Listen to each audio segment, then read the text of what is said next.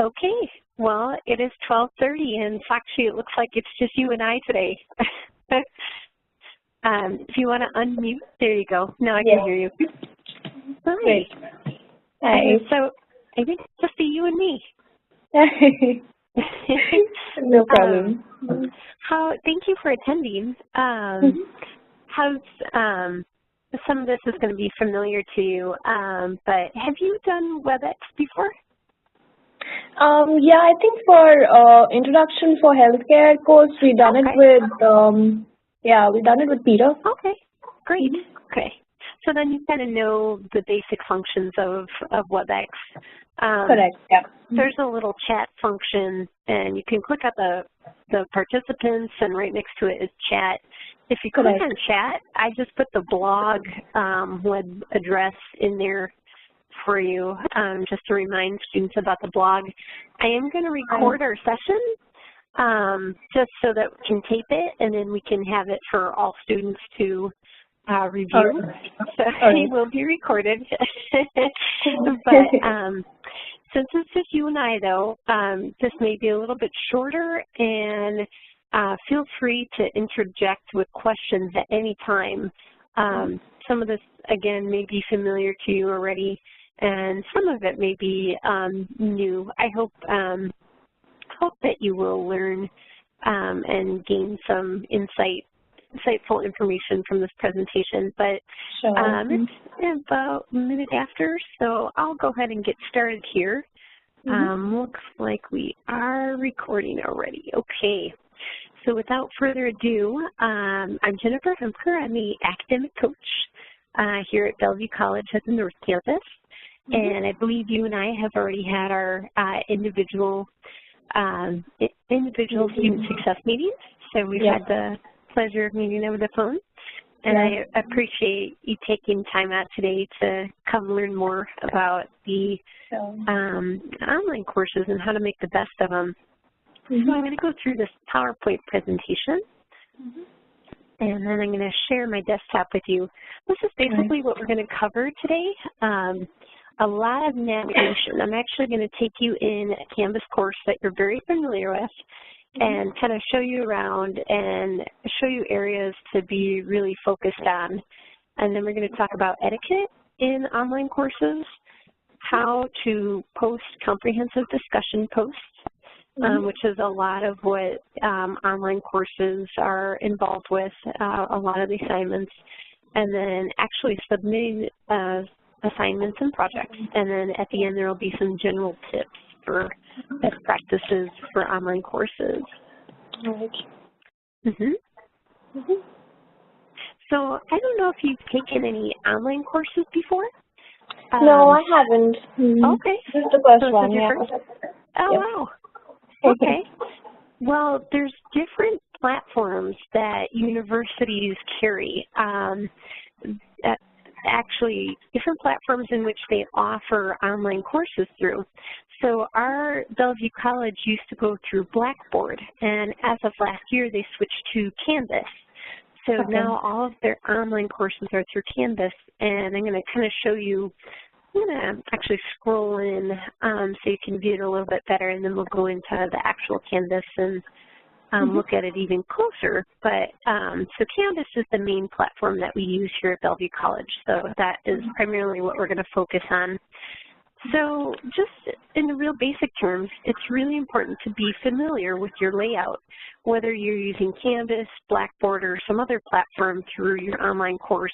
It's really good to get the lay of the land even before your course starts. It's really good to just navigate, play around in there, click some of the tabs, and just get familiar with where everything is. And most importantly, I always tell students to locate the syllabus. There is almost always, well, the instructors have to provide students with a copy of the syllabus. So usually there is an electronic one. That's actually the one that you see here that's denoted with the big circle. And then in this Canvas course, there actually is a copy of a paper syllabus, a PDF version is available right here. Now, not all online courses are going to have a paper copy and electronic copy. but Okay. you can always ask for one. There will always be an electronic copy because instructors have to provide students with the syllabus. But if you actually want a paper one to refer off of, you can always request it, or they may already have it somewhere in the course. Right. So I am going to share my desktop. Let's see if we can. Okay. It's going to look a little funny here. Oh. Okay. So can you see this here? Yes. Okay. So this may look very familiar because I believe it was a course you were in, the Intro to Health Environment. Okay. So this is kind of my example that I'm using. And it looks like we have a couple more participants coming. So I'm just going to hang up for a second here. Looks like Vita has joined us, and Bob is working on establishing audio. So I'll just slow down a little bit so these guys can get up to speed. But, okay, so here we have your basic Canvas course. And on this main page, the home page, which is highlighted here on the left, so on the home page, instructors typically introduce themselves or post the syllabus here on this main page. The nice thing about this home page is right up here in this gray box, it has areas to focus on that are important. Like here's a syllabus hard copy right here for you to download. Here's the discussion index, assignment list. These are all great items to focus on, and it's really nice that this instructor has put them all right here. Something really important to note is not every Canvas course is going to look like this. The instructors can play with Canvas shells and create them essentially however they'd like. So the layout, you're always going to have these tabs at the top. Over here to the far right, inbox, settings, logout, that's always going to be there. And these bars on the left-hand side will always be there as well. But as far as the actual home page goes, it may look different for every course. It really depends on the instructor. But I guarantee there's always going to be a syllabus for the home page and probably a brief introduction about the instructor and something else really important that you always have to find. How do you contact that instructor? Well, this instructor has their contact information located right here, and that's always very important. So if it's not on that first home page, make sure you are able to locate it. So I would say the number one thing is be familiar with your layout. So you're going to play around, press buttons, navigate this left-hand side column, get a feel for what's in here, what is located where. Then you really want to know where the syllabus is, if there's a hard copy and a digital copy. And the next important is how to contact the instructor, because you are going to be contacting them. And just some basic features of Canvas. So there are always announcements. There's this announcement tab in the left-hand column. I'm going to click on that and give you an example here. So these announcements were all posted by the instructor. And announcements go to your email, which is kind of nice. It's not, you get them both in your Canvas and in your email box. So you can always see when there's been a new announcement posted in your class. And I have done a handful of announcements that I'm sure you've received, and you can see when I have made those announcements and where they're located. So announcements are always important to pay attention to. Now, this is where it gets tricky. So with online courses, there's different areas for assignments or tasks that you have to complete. There's modules, assignments, and discussions. And again, the instructors may put them in different places. Some instructors like to put the modules under assignments and vice versa.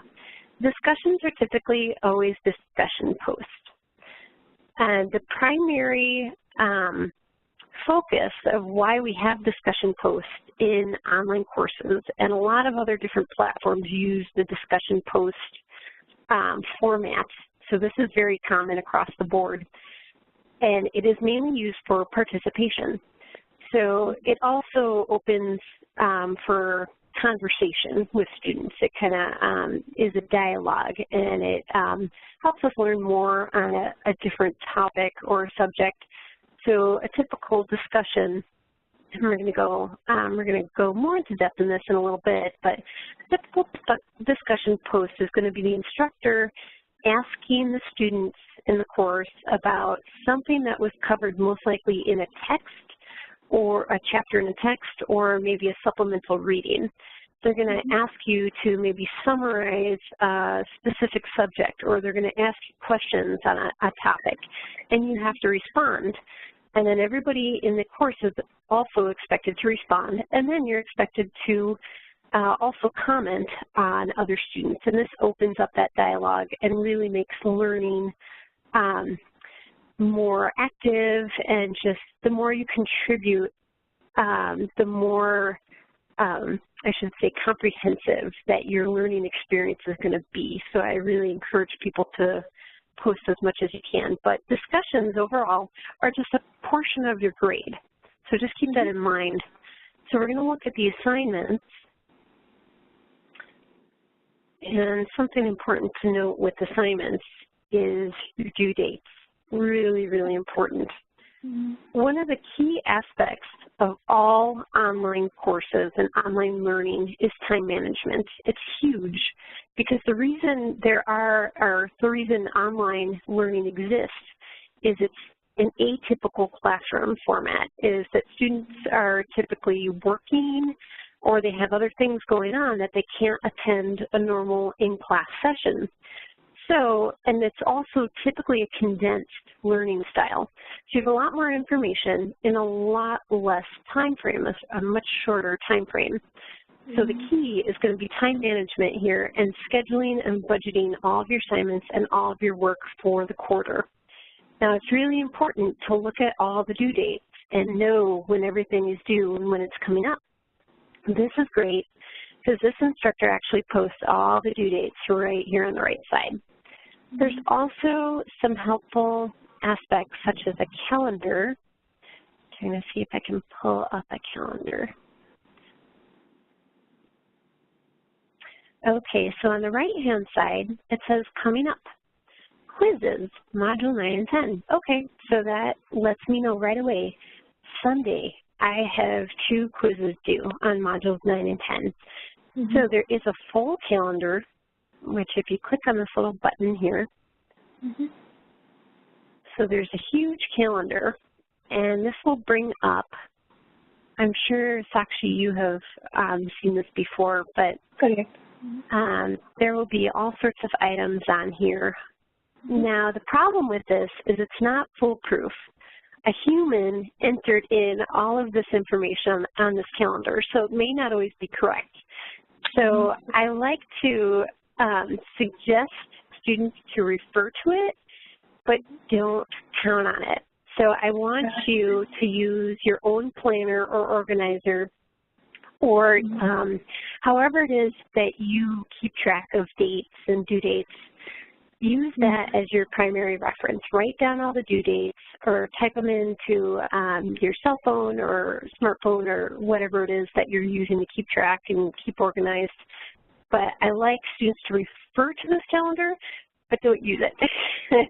I have seen issues with online courses where not everything gets entered in onto this calendar, and then the students are surprised when something comes up or something was due and they weren't aware of it because it didn't show up on this calendar. The interesting thing is if you're in multiple classes, multiple items are going to show up on this calendar, and you can actually select views of which courses you actually want to look at, but it will have everything on here. But I highly recommend writing your due dates down. I actually use a physical paper calendar, if you can see to put all my due dates down and all when there's going to be upcoming exams, etc. But within a Canvas course, there are a couple areas where you can look at due dates, and this is one of them, this calendar area.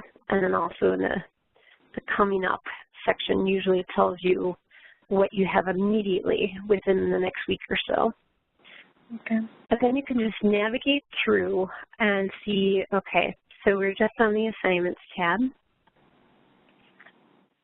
And this has a whole bunch of due dates, so this kind of gives you an idea. This actually has the discussions in here too. And this one actually has video lectures.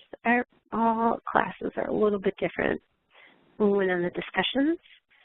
So I'm not going to click on grades just for the privacy of students, but grades is always where you're going to be able to track your performance.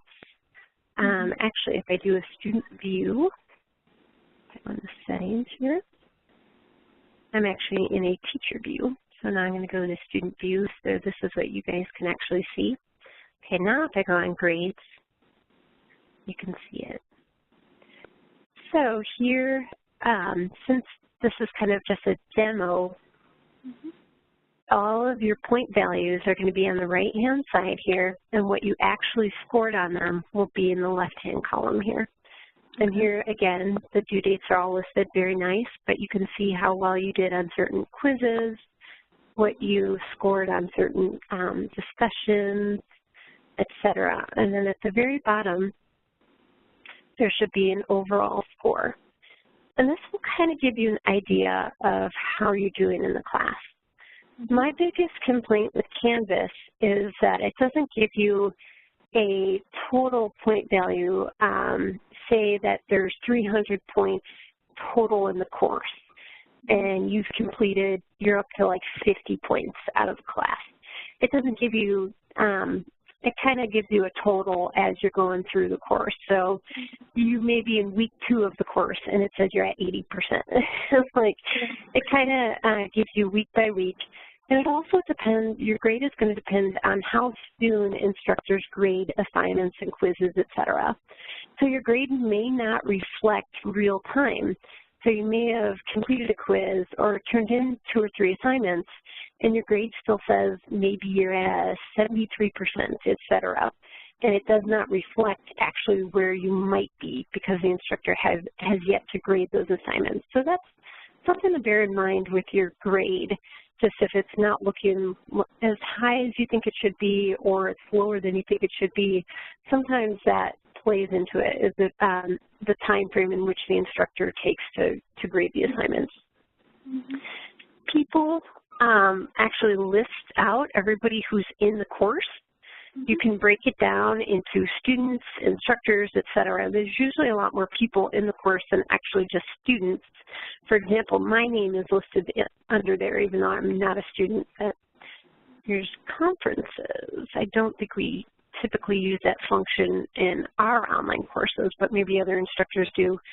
Chat is kind of an open forum for if you want to chat with perhaps another student is online at the same time you are. That's a great feature to use, although it may be rare that students are on at the same time, but that's always something to look into. And then something really great here through Bellevue College is the Academic Success Center.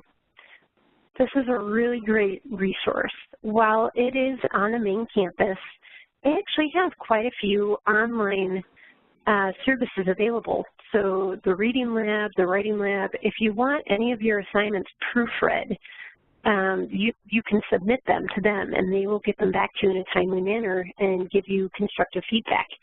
If you just need any assistance on assignments, or perhaps you're in an online statistics course and you may need a little tutoring or help with assignments, you can contact the math lab. But these guys are really great with working with you if you're an online student, so they don't necessarily make you go in to the online or to the main campus to speak with them in person. The only other thing I should mention, I don't know if there's one in here, but I typically put in a student forum. Yes, here's one right here. And usually I put them under discussions. And some instructors actually create these, and sometimes it'll be an extra tab on the left-hand side. But the student forum is specifically for you guys to communicate with each other. So it's kind of the same as that chat function, but it's not, doesn't have to be in real time. So if you have a question that maybe you contacted the instructor and you're still waiting to hear back on the answer, you haven't heard from it yet, maybe one of your fellow students knows. So you click on this forum, the student forum tab, and post your question, and maybe one of your other fellow students will know the answer and they can chime back. Or maybe there's just something you guys want to discuss and have more input from your fellow classmates. So post something on there and see what responses you get from your fellow classmates. But the nice feature of this compared to the chat is that students don't have to be online. They can just post whenever they check in. It doesn't have to be, they don't have to be on the computer at the same time that you are to actually respond and have an ongoing conversation. All right. And then, so that was kind of all the different tabs on the left-hand column of Canvas. So you also have these top tabs here. This is another way to access the calendar. The calendar's right on the top here. Grades, again, also a tab up here. Now your courses, if you're in more than one course, there's going to be more. And I've been in a bunch. I have a huge master list, but that's kind of another area to check your multiple courses. And it may get confusing. If you are in more than one course, sometimes you have to make sure, you have to be aware of that many more deadlines, that many more assignments due, that many more discussion posts, and you have to kind of bounce between 2 or 3 sometimes, but it is doable. And then lastly, you have your logout and your help. So it's always important to know where that help is too. If there's something technical in Canvas that you need assistance with, that will often help you there. Okay, so I'm going to go back to the presentation here and just take a minute.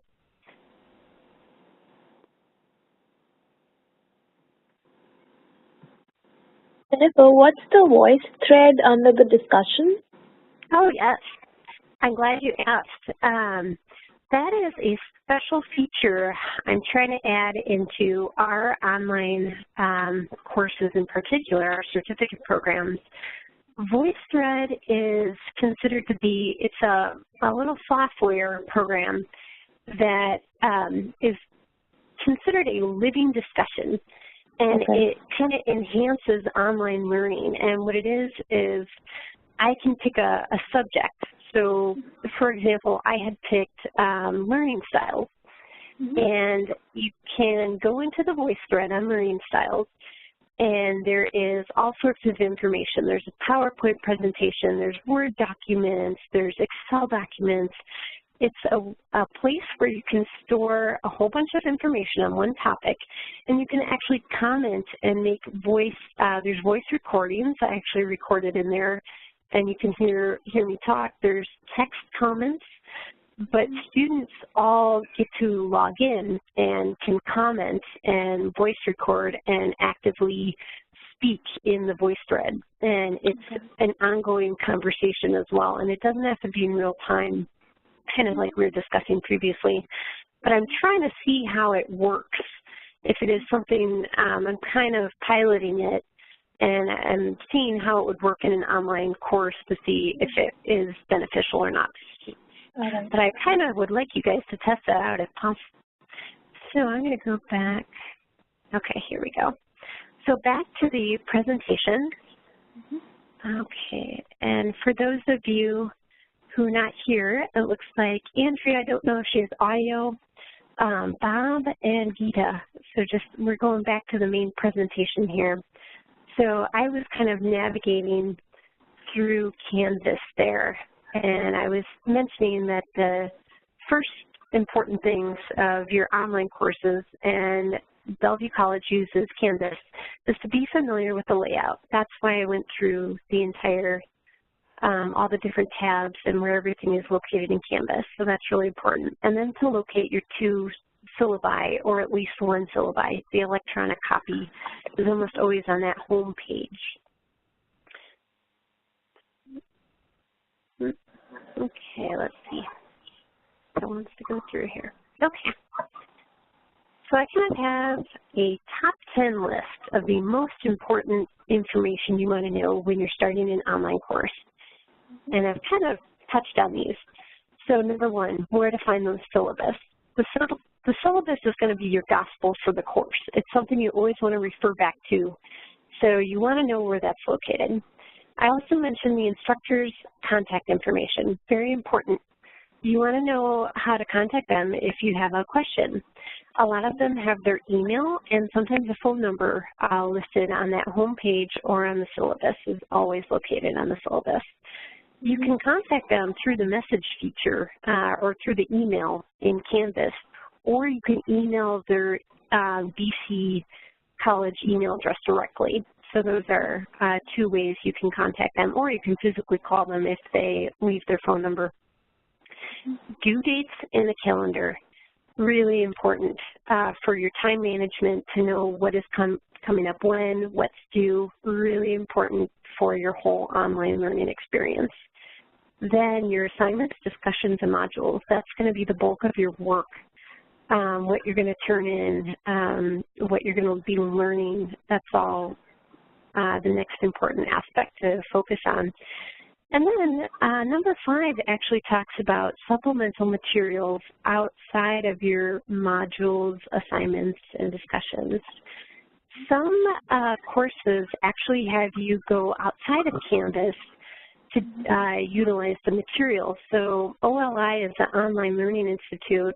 I know our statistics course and a couple other of our courses in particular use this information from the OLI website. And we actually have our students go to that website and do modules and complete activities. And it's completely separate outside of Canvas. So it's important to know if your course, if your online course has any of that. And then also supplemental reading. Often your instructors, especially if you don't have a textbook for the course, they're going to really refer you to read this article online and that article and refer to this website and that website. So make sure you can locate all of that information. Very important to, and make sure you're able to access those links too, because the instructors will usually put links to those websites and those articles.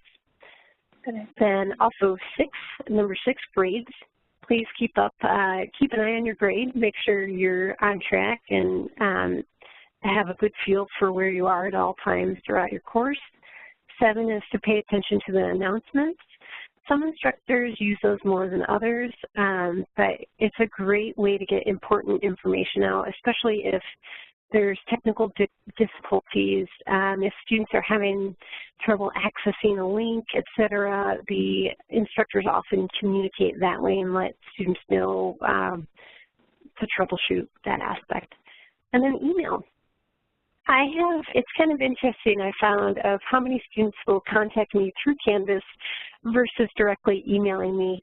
I don't mind either way because they both work very efficiently, but that's another aspect that you can email your instructor or anybody through Canvas, or you could directly email them. I also showed you that student forum where you can communicate and contact your other students or other classmates. That is something that I typically create and put in our online courses, but sometimes instructors will have them there. Sometimes they call them student lounges. They go by different names sometimes, but you almost always have one available to you. And if you don't, you can request one. It's really easy for an instructor to make one if there is not one already there. And then 10 is just the help button. I am kind of the technical support for Canvas for our certificate programs in particular, but not every online course has the technical support person, so there always is that help function there. Right. So this we've kind of already touched on, just really important aspects of Canvas that coming up. I've got that circled on here of your of what deadlines and items are coming up within the week, I kind of listed the top 10 items here. So if you could find all of those things in here, you're in good shape. The name of the instructor, there's their contact information, where are your due dates, where are your assignments, your grades, etc. Your student forum, where you find that. Your help is right up here. So we're going to move on to etiquette, or what's called Netiquette these days.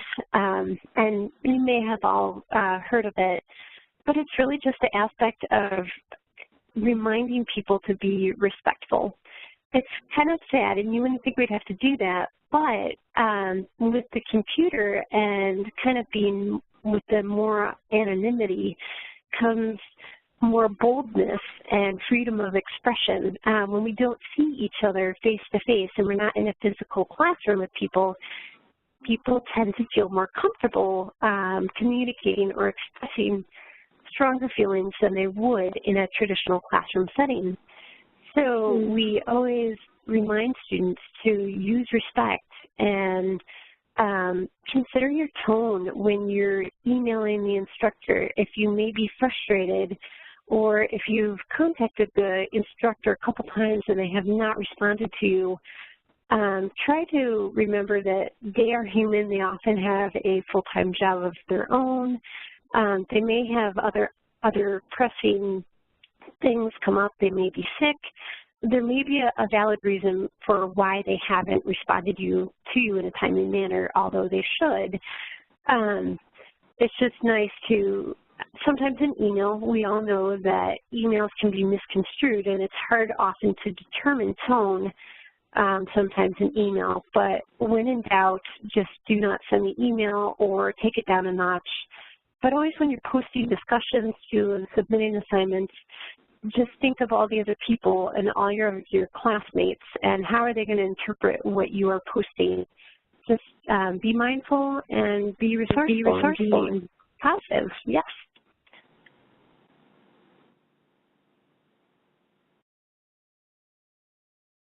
And I just covered this, but when in doubt, we're going over the time a little bit, but that should be okay if everybody stays with me here. When in doubt, do not send the message. If you're questioning an email, you probably shouldn't send it. Or take some time away, take a breather, and then come back to it. If you still feel the same, I'd be surprised. But this is, again, just bearing in mind your tone. Also, perhaps have another person read your message. That's a second opinion. See if it's proper, or see if it's, let's say proper, but just appropriate is the word I'm looking for. And yeah, my best advice is when you're also posting on a discussion board, or you're going to send an email to someone or an instructor, pretend you're in a physical classroom.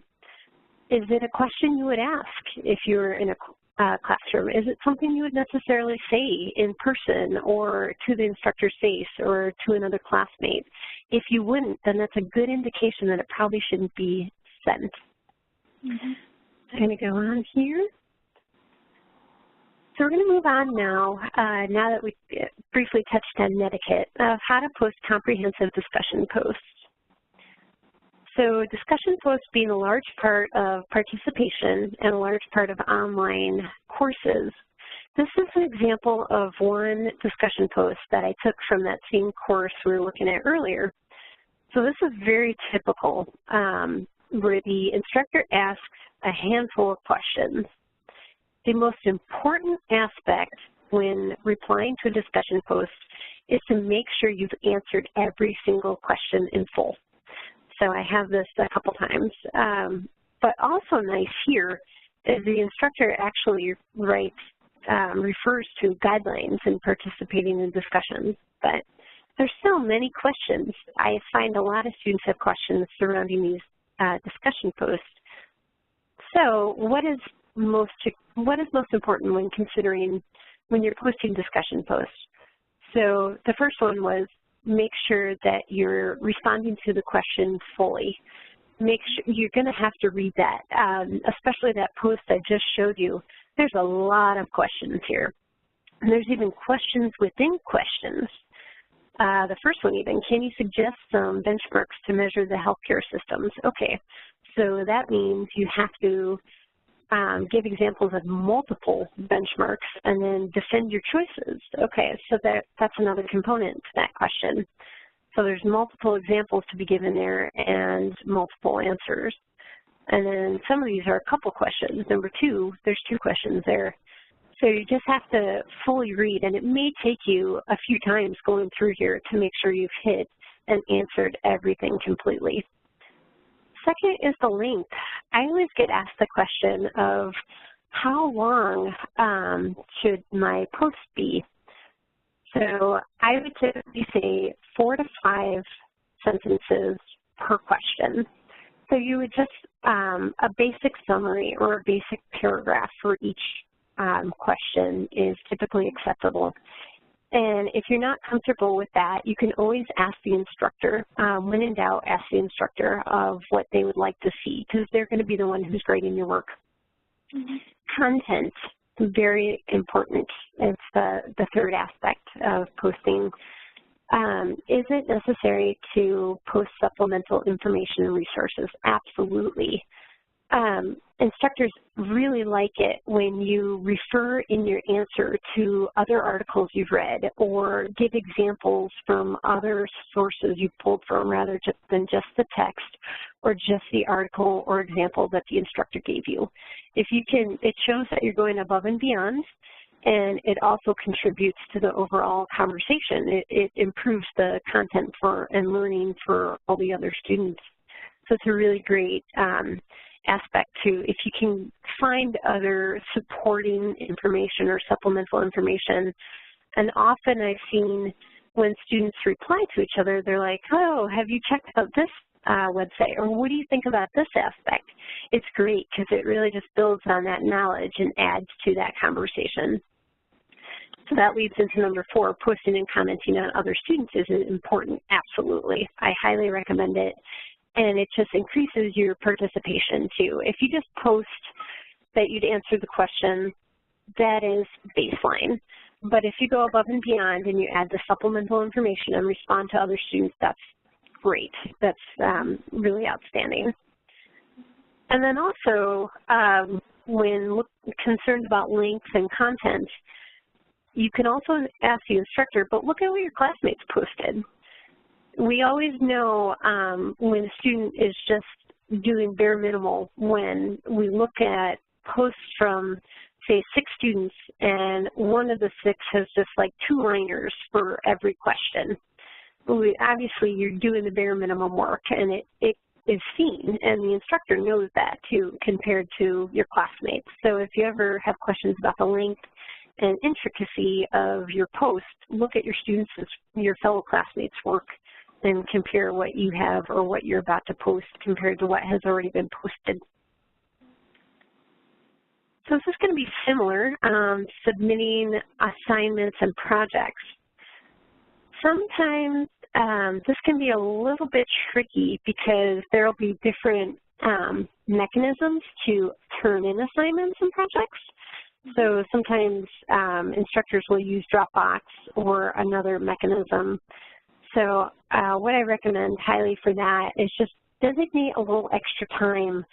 Don't wait till the last minute to turn in an assignment. In the event that that little mechanism or software doesn't work, I've seen it a handful of times that students have trouble getting that submitting assignments every now and then. So just give yourself a little bit extra time, a day or 2 even, to make sure it goes through. And also, if you're really concerned, especially if it's a big project or a large essay, you can always email it to the instructor, email their BC, and send it as an attachment if you're really concerned about them getting it through the online course, because then they have 2 copies of it, especially in the event that it doesn't go through. At least they have a copy in their email box. But again, with assignments and projects, make sure to answer everything in full. Make sure your grammar I've also seen, even with adult students, grammar is not always the strongest area. It's always great to have a second pair of eyes, have somebody else proofread your assignments, posts, projects, papers, before you turn them in. Sometimes you don't always have that time for somebody else to look over it, but even if it's a spouse or someone you live with, to have them read through it real quickly before you submit it is always a good idea. So proofread and edit when you have time before submitting these items. And then I'm going to leave you guys just with some tips for best practice. Really, with time management is key with online courses. I can't stress that enough. So make sure you budget enough time when you're taking an online quiz or an online exam. A lot of time, in most instances, there's a designated time frame that you have so many minutes to complete that exam or quiz. So you really have to be careful and make sure you're doing it at a good time of the day when you don't have to rush off to do another activity or you have other obligations throughout the day. Typically in the evening, if you have kids at home, really great to do your quizzes and exams either in the evening, late evening when they're asleep, or on the weekends. But just giving yourself that extra time to not be stressed out and have nothing pressing when you're about to take those. Also, when you're submitting projects or essays, give yourself a little time extra. Give yourself a little buffer when you're turning them in because technical difficulties do happen. I mean, this is an online course. That's the nature of it. Complete your modules on time because it's really, when you are behind in an online class, it's really hard to catch up. I mean, it takes that much more work than in a traditional classroom setting, and it's because you have so much information condensed into such short time frames. I highly suggest just preparing everything and making sure you're on task at all times. Yeah, don't wait till last minute to take your quizzes, submit assignments. Contact the instructor sooner than later, even if you think it's not the best question. Go ahead and do it. Yes, ask questions. And yeah, just really budget ahead of time. And I even had one tip was to bump up your deadlines, but mentally. So if you had a project or a big essay due in 2 weeks, say your deadline is sometime next week. And then that'll give you that extra time to budget accordingly if anything happens. But also you're going to be ahead of the game. But I had seen that one student had always set deadlines a couple of days ahead of time in the event that there were any technical issues. So always be aware of deadlines. Make use of that student forum. Pretend you're in a physical classroom setting when in doubt. Would you ask that question? Would you talk in that tone? Would you address the instructor that way? Always just when in doubt, if you have any questions, assume that physical classroom setting. Pretend you're in that physical aspect. And communication is going to be key with your fellow students, with your instructor, and with me. I'm always here. I'm in your Canvas classes if you're in the certificate program. And I am very accessible. So if you do have questions throughout your course, you know how to contact me. Sure. So that's all I have for you on this topic. Do you guys have any questions for me? No, I don't have any more. Okay, great. And if you think of any later, feel free to contact me. Sure, I'll do that. Yeah. Thank you for attending. Thank you. And have a great rest of your day. You too. Take care. Okay. Bye-bye.